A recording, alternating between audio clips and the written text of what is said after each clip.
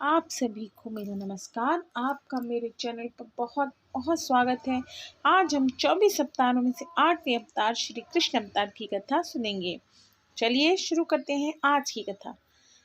साधु पुरुषों के परित्राण, दुष्टों के विनाश और धर्म संस्थापन के लिए मैं युग युग में प्रकट होता हूँ। अपने इन वचन को पूर्ण चरितार्थ करते हुए अखिल रसामृत सिंधु सर्वलोक महेश्वर स्वयं भगवान श्री कृष्ण भाद्रपद की कृष्णाष्टमी की अर्धरात्रि को कंस के कारागार में परम अद्भुत चतुर्भुज नारायण रूप में प्रकट हुए।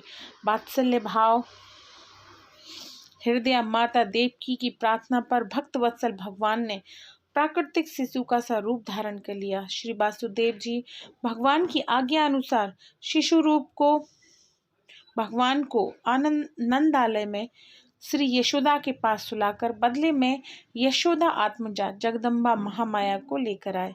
गोकुल में नंद बाबा के घर श्री जगदम्बा श्री जातक कर्मादि महोत्सव मनाए गए। भगवान श्री कृष्ण के जन्म से ही सभी लीलाएं अद्भुत और अलौकिक हैं। पालने में झूल रहे उसी समय लोग बालकनी रुधि रचना पिशाचनी पूतना के प्राणों को दूध के साथ पी गए। संकट भंग किया। तृणावर्त बकासुर एवं प्रत्यासुर को पीस डाला। सपरिवार धेनुकासुर और प्रप्लंबासुर को मार डाला। दावानल से घिरे गोपों की रक्षा की। कली नाग का दमन किया। श्री नंद बाबा को अजगर से छुड़ाया। इसके बाद गोपियों ने भगवान को पति रूप में प्राप्त करने के लिए व्रत किया और भगवान श्री कृष्ण ने प्रसन्न होकर उन्हें वर दिया। भगवान ने यज्ञ पत्नियों पर कृपा की। गोवर्धन धारण की लीला करने पर इंद्र और कामधेनु ने आकर भगवान का यज्ञाभिषेक किया। शरद ऋतु की रात्रियों में ब्रज सुंदरियों के साथ रास क्रीड़ा की। दुष्ट शंखचूर्ण यक्ष अरिष्ट और केसी का वध किया। तदंतर अक्रूर जी मथुरा से वृंदावन आए और उनके साथ भगवान श्री कृष्ण तथा बलराम जी ने मथुरा के लिए प्रस्थान किया। श्री बलराम और श्याम ने मथुरा में जाकर वहां की सजावट देखी और कुबलाए पीड़ हाथी मुष्टिक चाणूर एवं कंस आदि का संहार किया। माँ देवकी एवं पिता वासुदेव को कारागार से मुक्त कराया तथा राजा उग्रसेन को भी कारागार से मुक्त कराकर राज सिंहासन पर बैठाया। फिर सांदीपनी गुरु के यहाँ विद्या अध्ययन करके उनके मृत पुत्रों को लौटा लाए।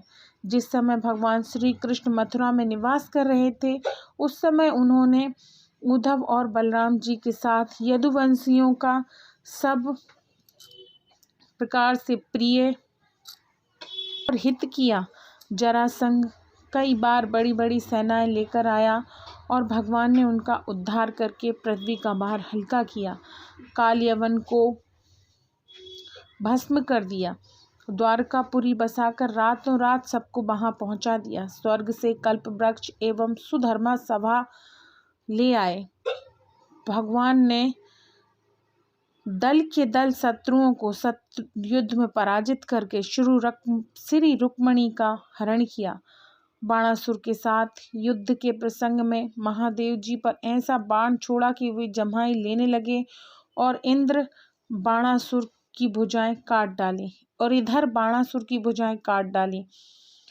राजा प्राज्ञ ज्योतिषपुर के राजा भौमासुर को मारकर 16,000 कन्याएं ग्रहण की। शिशुपाल पौंड्रक साल्व दुष्ट दंतवक्त्रक मूर पंचजन आदि दैत्यों के बल पौरुष को चूर्ण कर उनका वध किया। महाभारत युद्ध में पांडवों के निमित्त बनाकर पृथ्वी का बहुत बड़ा भार उतार दिया और अंत में ब्राह्मणों के शाप के बहाने उदंड को चले गए।